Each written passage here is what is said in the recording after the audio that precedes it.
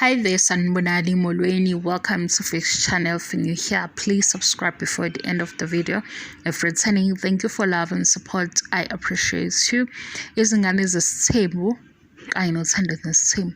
So seshi ezindabeni lezi ezivela kumabonakude nalezi abayiveza ku social media. Ngiyakhumbula ukuthi ngichazelile ukuthi uNompumelelo umamkhulu womjolo lo wokuqala before uvulo ubekhipha ama-files ku-social media. Ngafunda-ke ukuthi wayethini ku-social media okuvelayo ukuthi kuthandwa nesithembu kunento ekhulunyiwe eqondene ney'ntombi zikaMpumelelo. Kule ndaba esikhulunywa kuthandwa nesithembu emayelana ney'ntombi zaMpumelelo kunendaba ehlabe uNompumelelo. uNompumelelo utholakala ewumngani kaTirelo kulo season 2 wezingane zesithembu. Yazi ukuthi yini into strange guys, uNompumelelo into abeyiveza clap back unendlela yokuthi uyaba undermine uVuyo noTirelo and yena bigger person. Manje umbuzo ukuthi le friendship injani, ngizonitshela ukuthi ivela kanjani le belittle or uku-undermine, because manje umngani wakho uyamprotect and kunesizathu futhi athulile nalezi zinto abeyikhuluma manje ku-social media. Also uNompumelelo usenobaba wengane, ukudlelwane obusha. Nike nizwe abantu mabesho ngesingisi bethi healthy relationship ila khona usiza, because isiphi isizathu sokuthi ufuna ukuchazela ababukeli bathandwa nesithembu kanye nezingane zesithembu yena ebesazi ukuthi move on. Kusho ukuthi understand uBaby Daddy, because le ayichazayo lapha ku-social media ile efaka uMpumelelo, and uMpumelelo yilo wayefuna ukumenzisa amanyala. Manje baya-understand kodwa abanye ophakathi. Ngicela ukunifundela ukuthi wathini mase ngiyanitshela ukuthi lento i-questionable kuphi. Engingakwazi-ke ukuthi ukuthandwa nesithembu bathini ngenye yey'ntombi zaMpumelelo noma izintombi. Uthi-ke uNompumelelo lo ongasekho kwi-picture, ukuvuma kwami ukuba part of whatever you're trying to do doesn't mean kumele ngibe isilima. Osekhona-ke kwi-picture uyisilima, yile nto ebhalela phansi. Yes, ngiyathula and angiyena umuntu onolaka. Now masuthatha lokho as an advantage, that was honestly a deal breaker for me. Angikwazi ukulala emashidini asanuka amanyala while you are busy with the second person in the other room. Hayi ngeke isidima sami osakhona shuthi isidima sakhe akasithatheli phezulu. Yinto le evezwe uMpumelelo. Yazi ukuthi evezwe uNompumelelo, yazi ukuthi ngisho kanje ingoba lokhu ukuveza njengento eyenzeka eyihlazo neyamanyala ne-clap back kwinto eshiwo ukuthandwa nesithembu, okusho ukuthi uyalwa. Ngiyaqhubeka-ke. Ungabe-ke wena usubuya uze kimi uzenze ngcono, brainwashing me to be against law ebengilele naye emashidini akhe, emashidini. No, we didn't do anything for the whole night. I was angry because he was busy with someone while we were in the same house. Ishiwo-ke indaba ukuthi lana baye ehhotela kwasekutholakala ukuthi kubhukwa ama-room awu-2, ababili balala ndawonye. uMpumelelo waya komunye waphinde wabeza komunye. Kwase kuba ngathiwa bane-request yokuthi akwenziwe i-triangle. Ngeke ngichaze ukuthi i-triangle yini, kuyisonto kodwa niyayazi nje i-triangle ama-side amathathu. Ngaleya-ke into zabantu abadala mase kwenziwa izinto zabantu abadala kubuye kwenzeke bebe bathathu. Hayi khona guys, singayichazi lento le ayilungile phela, kodwa nibadala-ke ukuthi hayi ukuthi aniyazi ningazenzisi ngami ukuthi anaze niyibuke lapha kuma-movie abantu abadala noma kuma-video abantu abadala. Angisho ukuthi niyayazi ukuthi nake nayenza. Sizwana i-3 way. Okay-ke ugirl ngoba eveza lokho bamprovokile ukuthandwa nesithembu, right? Lento ayibhalayo ngoba ephendula bam-offendile kuThando Nesithembu aze aveze lokho. Umbuzo wami-ke uthi umbekaphi i-Paul Tirelo as umngani wakhe, ngoba le esiyifundayo uVuyo noTirelo ababa nesikhathi sokuxoxa noSibindi, and yena njengomuntu ohlonipha isidima sakhe, njengomuntu owu-bigger person, wacasuka wangenza lutho for whole night. Laba-ke okusho ukuthi-ke bona bakhohlakele. Nayibona le friendship yabo ukuthi injani, noma kukhona ukushaya amanzi, ngoba lapha-ke lokho asekusho kwesibili uthi wena ungabusuke uzenze kimi ngcono. Brainwashing me to be against lo bengilele na emashidini, okusho ukuthi bekuwuTirelo. Sesikuthola-ke futhi ukuthi bekuwuVuyo. Sesikuthola-phi-ke nangu uSibindi sethi uVuyo ufike waba nenkinga noMpumelelo, waphinde wazoba nenkinga noTirelo. Ngaleso sizathu ubona ukuthi kuzoba nzima ukuthi aqale ngoVuyo, ngoba vele uVuyo akekho kumbono weSithembu, ngoba nalo amfice khona ufike waba nenkinga naye, nalo azojoyina yena esekhona waba nenkinga. Kanti uVuyo ke washo laphaya sibuka ekhuluma ngemizwa yakhe kwi-therapist ethi kulesi sithembu kulobu ku-edwa noTirelo wathi njengoba nje sengikhulelwe-ke manje, okusho ukuthi sekukhona omunye. Shuthi mayenzeka-ke lesi siphithiphithi uVuyo usabambelele emizweni yakhe ukuthi uzizwa kanjani, achazele kuMpumelelo ukuthi-ke akakuthandi lokhu. Ngiyayibona-ke kaVuyo because isazoyikhuluma yena usakhona kwi-show lena yageli. Usebudlelwaneni obu-healthy guys, because ngeke ube nobhebi wakho nopartner wakho omthandayo usazochaza izinto ey'hlangene ne-ex ko-social media. Uchazela futhi abantu ngempela bheka ku-social media. Nginixoxa indaba ya-social media. Social media kunabantu bangempela, kunabantu angasebantu abangempela. Kunabantu ku-social media bazokutshela ukuthi bazothi namhlanje sikukhathalele, kusasa kwenzeka into la uthuka khona, bakhona bayakuthuka futhi, bantu abafanayo. Lena-ke mina ngixabanga ukuthi if bona babangani uTirelo noMpumelelo ubengeke akuveze lokho, ngoba lokho azivezela khona ubeka nokuthi umngani wakhe uyisilima. Ngoba yithina mina ukuthi ngiyathula akusho ukuthi kumele ukuthi ngibe yisilima, ophakathi uyisilima, usho njalo phela. Hhayi, engangidinda wonke ama-languages e-South Africa, kodwa hhayi hhayi isiZulu. Yabo nje mayithi mina ngeke ngibe yisilima, laba bakhona izilima, usho njalo.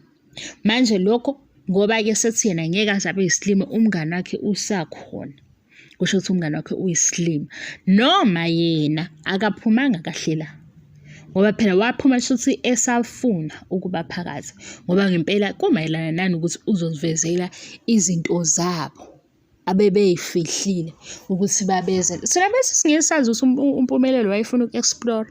uMpumelelo wayethi hayi akuzame i-triangle, bese singesikwazi lokho, sikuzwa ngokugiya. Kodwa ngithi ey'ndabeni zey'ngane phumani, ngenani niphume, ningagamanxi kakhulu, ningene niphume. Ngoba lena bengithi ngizoyicacisa, ngiyithathile ngale, nginganifundelanga ukuthi wayetheni, kanti nje nginikhele phezulu ukuthi hayi bo, kuke kwavela indaba engaka. Kusenjalo bayamthemba uMpumelelo. Okhunye we-guys uMpumelelo uthe kunosaziwayo ake wamthinta and abantu bazomangala.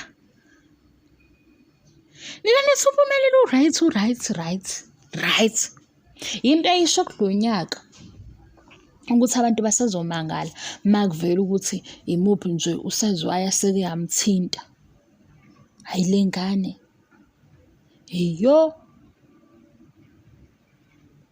Lapho-ke lo owayesimemezela wathi unenkinga yokungalisebenzisi ijazi. Mina nje sengiba nokusaba.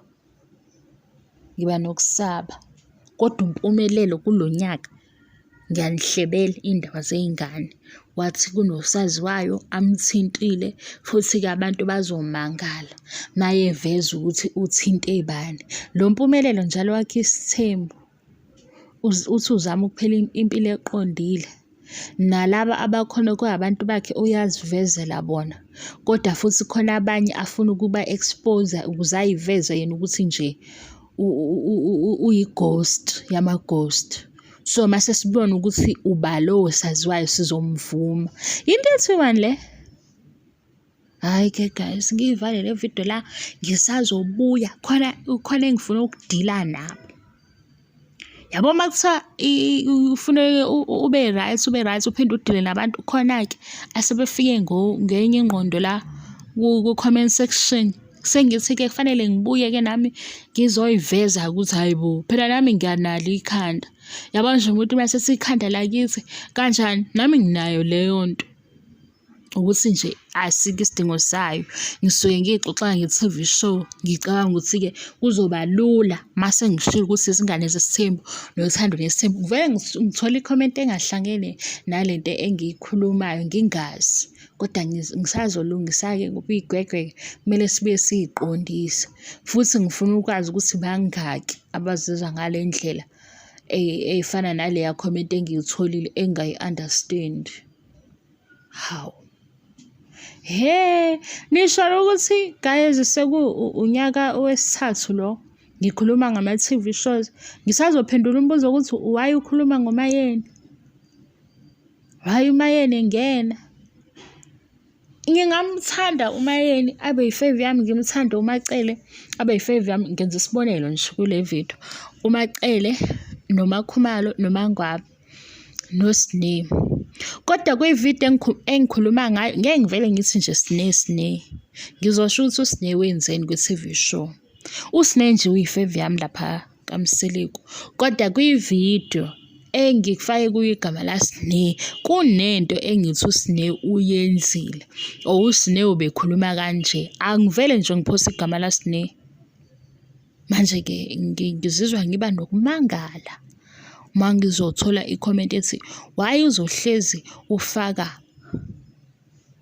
uMayeni, uMacele, uMangwabi. Ngikhuluma ngabo nje yibo laba baku-TV show. Yibo laba benza i-show ukuthi asibabuke.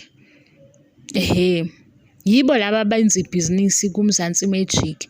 Leli-ke thina siyabathengi balo ngokubuka. Ngoba lezi iy'namba ey'suke y'balwa ukuthi nje kuma-shows enza kahle kuMzansi Magic kubalwa thina. Ayikho futhi enye indlela engihlele ngiyibuza ukuthi bengizobazi kanjani. Mhlawumbe nje sekuthiwa ngiyabazi. Abantu engibazi nje eduze umndeni wami nakhona kuney'gaxa zakhona yabo. Awukho umndeni ongenazo iy'ndaba zakhona, uney'gaxa zakhona. Kodwa ngeke ngivele ngisuke ngithi hawu nazi izigaxa zasekhaya uyabona, ngoba nawe uzothi hayibo kanti unjani lona. Yabo kanti uma ngithi hawu yayibo i-TV show lena ngikhuluma ngento ozokwazi ukuyibona noyibonayo sesiyayixoxa-ke.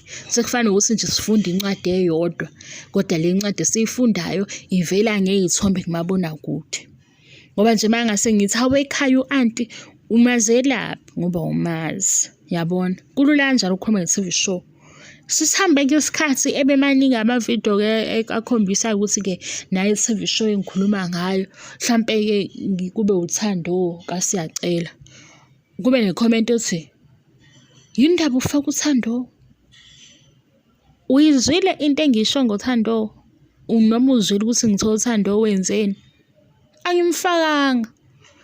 Angivelanga nje ngamfaka. Khona into ayenzile uthando lapha ku-TV show ngase ngithi angixoxele yona. Noma enye-ke mhlampe-ke siya-relate kuyo. Yabo. Hayi nina guys. Hayi ngeke. Hayi. Okunye nami phela ngibuye ngingazi. Khona angifuni ukuthi kube khona engathi la ngishiya khona khona osala ngaphandle. Kodwa ngeke ukuthi ividiyo oyibuke ngoba ithi uthando nesithembu review uzobuza umbuzo ukuthi indaba ukhuluma ngoMacele. Ukuthando nesithembu uMacele. Le video nje uyibuka ngoba wazi ukuthi lo ozokhuluma khona ukhuluma ngothando nesithembu. Hawu. Hayi guys ngeke. Mhlawumbe ngidlala ngami ngize ngibone. Musani. Hawu, nami ngizovukwa yikhanda lami. Ngiyalazi ukuthi ikhanda lami linjani, lizongivuka phela ikhanda lami nami. Bese he. Lami ke hayi, libi kakhulu ke lami ikhanda ke. Lizongivuka lami ikhanda. Hawu. Niyazi ukuthi ngiyikhuza kangaki mina? Ngithi hayibo. Nange ngisukela. Ngiyikhuze ngithi hayibo. Phela ukukhuluma nabantu uma uxoxa lana akuzwakali ngalendlela le ozizwa ngayo uma ukhuluma kodwa ngithi ngishilo ukuthi izingane zesithembu uthando nesithembu. Why uzongibuza ukuthi why ukhuluma ngosibindi kodwa ngithi ngikhuluma ngezingane zesithembu? Usibindi kanti ucabanga ukuthi ngimazelaphi? Sekuyikhanda lami ke lelo. Ucabanga ukuthi nje ngingazula emzumbe ngifuna usibindi ukuze ngizokulandela igaxa zakhe. Ngiyeke ukuthi endaweni ethile kwakwenzeka ukuthi lokho engakubonayo kodwa manje lokho ngikuyekela ukuthi awukubonanga. Sengenze ngikuxoxele mase ucabanga ukuthi inganekwane. Kanti i-TV show ngoba nawe unayo.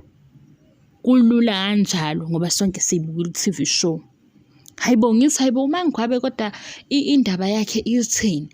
Hayi easy comment. Ngicela niyeke uMangwabe. Hayibo. Mina ngizomshaya umuntu ongekho serious, ngizomshaya umuntu ongekho serious empilweni. Sizomnika ngayiphi indlela? Uma umbona nje evela lapha yoMangwabe ukuthi alesithembu ethi ke makuthi number 5 ngiyahamba usuke ekhuluma nobani? Khuluma nawe wedwa. Usuke ekhuluma kweyakhe i-TV yodwa. Ngoba phela manje usho njalo. Hayi udlule lapha ekutheni ukhuluma ngobani wenyukeleke kube yilokho engikushoyo ku-wrong khona. Kodwa mina ngenza i-review. Ngingabe ngisazi ke manje ukuthi indlela elula ukuthi mhlambe ngichaze ukuthi lento engiyenza mangenza i-review ngiyaye ngiyibuke kanjani. Ngithi ngizoyenza i-review kodwa ukuze ube nomehluko hlampe makuzoba khona umehluko ngoba njengoba nje sikhuluma ngothando nesithembu. Singaba u8 esikhuluma ngothando nesithembu. And masibuka i-episode eyodwa vele sizobamba ukuthi yini ebe-hot ngaleyo episode. Kodwa manje ukuze kungabe sengathi ulalela ama-video awu-30 akhuluma into eyodwa ngizokwenza njani kube nomehluko kumele ngiyichaze naleyo. Hayi guys umuntu uyayizamela lana. Umuntu uyayizamela la. And ngempela uma usuke kucika. Yabo into ecikayo. Mina ngihlanganisa nento engicikayo. Kulula njalo. Yabo nje kulaba abenza ama-video besikhombisa ukuthi ngosuku wenzani ama-vlogs konke lokho. Le part uxubha angikubuki mina uxubha. Kodwa ngeke uze uthole ngihambe ngimemezele emavidweni abonke abenze njalo ngithi hey kodwa uxubhelani ngivele ngidlule leyo ndawo ngoba ngithi hawu ayingeke bakithi ubungasifihleli ngani ngisho ngaphakathi ngisho ngingedwa kodwa ngithi hawu mhlawumbe abanye njalo ukuxubha exuba isixubho sidansa ikhonto emjabulisayo. Ngithi-ke mina ngoba kungijabulisa le ndaba yokuthi hawu usuyaxubha impela uzaphenduka ubuka ikhamera uxubha size sibone ake ngidlule. Mase ngidlule le part yokuxubha ulandela okunye uyabona. Ulokho okunye futhi nakhona ngiyabuka ukuthi hawu ngiyakuthanda lokho makuvela-ke okuhlekisayo nengikuthandayo ngiqhubeke ivideo ngiyibuke. Kodwa angeke uthole ukuthi Freaks SA uhambe ebuza ukuthi manje nixubhelani phambi kwekhamera nixubhelani ni record yini nisikhombisa ukuthi niyaxubha ngoba siyazi ukuthi niyaxubha. Ngivele ngibona ukuthi kunesidingo exuba. Mhlambe njengoba exuba nje ufuna ukuveza ukuthi esixubho esaphi. Lokho axuba ngakho ukuthengephi yipi le brand umsebenzi uyabona. Mase ngithi angamphazamisa emsebenzini wakhe angidlulele iphathi engayithandi. Ngoba kumayelana ukuthi uzuxubhe bakithi uzwe usondele eduze usikhombisa ukuthi nawo impela wenza sure ukuthi uyawakhuhla amazinyo akho. Hawu, manje ngiyacabanga ukuthi phela la kuya-influencer, ka-influencer kusebenzwa nama-brands kwasha kwacima. Ngabe njani mhlampe laphaya ka-Colgate bathe mina hamba oveza lapho kwi-channel yakho. Mina-ke manje maseke sengifika sengiphazamisa, ngeke lalele mina ngedwa engiphazamisayo ukuthi i-Colgate ithi seyimnikeza imali ngidluleke. Kube nomunye uthole ukuthi uyadla, akunankinga ukudla sonke siyadla, kodwa mase ukhuluma sikubona ukudla emlonyeni. Noma ngabe bakukhokhelile phela imali ngeke ngikubuke kodwa. Hawu, ungasho nje ukuthi u-K_F_C lo uvela uqhamuka ususheshisa nekubona lapho amavidiyo sesheshisa, uvela uqhamuka ususheshisa ugwinye sidlule senze okunye. Manje ngoba u-K_F_C ukukhokhelile uthi khuluma sibone ukudla kusemlonyeni. Angikusho-ke kodwa lokho kwividiyo ngeke uyithole i-comment enjalo. Ngobani? Ngiyakwazi ukudlula. Nami ngilento engiyishoyo ngami lana. Ngoba mayazi mhlawumbe kuye kuyenzeka okunye uhlangane nami sengihleka. Mhlawumbe sithola ukuthi into engalungiseki leyo yokuhleka ngiyayizama kodwa ayilungiseki. Nanokuthi-ke phela ngisuke ngazi ukuthi ngikhuluma ngothando nesithembu. Ngoba nesithembu nje kwesinye isikhathi ngithi yazi yayinganekwane lento eyenzekalana. Yabona-ke iy'nganekwane azingikhalisi ziyangihlekisa. Ngicabanga ukuthi hayibo le nganekwane ngihleke-ke ngisa-record ngithi ngizokwenza njani. Ngoba phela nalento ye-technology angiyazi kahle leyo yoku-editha. Okungcono nje ngifike ngifake i-voice yami ngikhuluma kanjalo iqhubeke. Mase kwangathi nje wezwa la ngihleka khona kungathi khonto eyenzeka emzimbeni wakho engeyinhle. Dlula fast. Dlula fast. Dlula fast. Udlula njengala ukuthiwa kuney'gebengu khona udlule ngejubane. Yenze njalo. Ngoba ngizothi hawu, kodwa bakithi kwenzakalani ngahlalise ngimcasula. Ngoba phela ngizoyibona i-comment yakho ukuthi hawu wahlala ucasukile. Nomunye afike athi hawu lokho susixoxela khona sekugcineni kungenaphi. Osukwini sivuka ngokunye, emini okunye, siyolala okunye, uyaphaphama uthi uyabheka sekukhona okunye, nawe ikhanda lami phithizela kanjalo. Mase liphithizela ngithi hayibo ngeke kube yimi ngedwa ophithizelwa yikhanda. Ake ngimxoxele nani mhlawumbe niyasibona lesiphithiphithi asiphila ngaphansi kwaso. Yabo nje njengamanje u-DJ Zinhle ade ethini. Sithe sababaza indaba ka-DJ Zinhle besashoka abanye ukuthi hayi usho ukuthi, abanye besho ukuthi u-wrong. Nangiya ummeli uyamemeza asimcelanga. Ummeli kuvula icala, indaba yecala elivuliwe ihlangene naye ne-client nabazomsiza. Thina singena indawo kamanje. Thina icala lobe selithulwa sesingena. Wavele wabona ukuthi nje lokhu kuzodileya wangena yena washo ukuthi hayibo phela ucabanga ukuthi wena ulo uGrootman ucabanga ukuthi mina nguPopayi njengogcinile. Ugcinile njalo i-client lakhe ummeli. Phela ngena uPopayi njengogcinile. Asimbuzile bakithi asibuzanga. Into nje besisayibambile ukuthi khona icala livuliwe sesithi good move sis. Okushoyo ukuthi nawe ulwela isidima sakho. Angakwenzi kanjalo lo Grootman.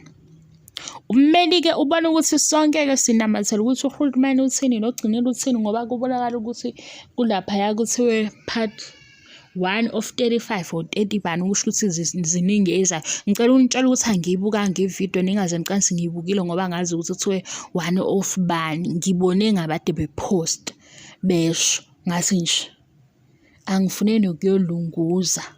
Kodwa ngiyabalalela abalokhu bexoxa besho ukuthi hayibo uyasabisa yabo bethi iyasabisa into yalo yaGrootman. Ummeli akekho ku-social media ocelile ukuthi akayenze le ayenzayo. Kodwa wabona ukuthi yena i-right. Sengikubalela-ke nje izigemegeme esibhekana nazo ngosuku. Hayi suku unsuku. Kuze i-MK ngapha ubaba uyatrenda kuyalalelwa ukuthi hayibo ubaba kusebeke bani phambili kule MK ngaye le uLasiya sichazela ukuthi isoka kanjani kanjani. Hawu abanye sebethi hey Kwase kuvela le story manje yini kunenye ishow ezayo. Le show ezayo uLasiwe ingxenye yayo.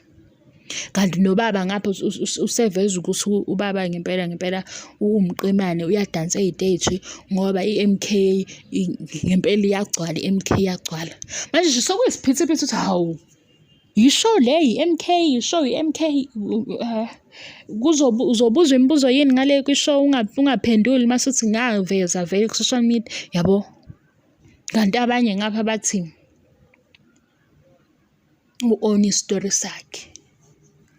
Hayi, abanye bathi okay on isitori sakhe, abanye bathi timing. Hawu, ngalesi sikhathi ubaba esebambe i-mic ecula edansa, nasi isitori sekuphele mhlampe iminyakana. Akusho lutho-ke lokho, ngikuveza nje ukuthi kunesiphithiphithi every day. Yingakho nami uzongithola ngiphithizela. Siyabonga, support, angiqedi, bye.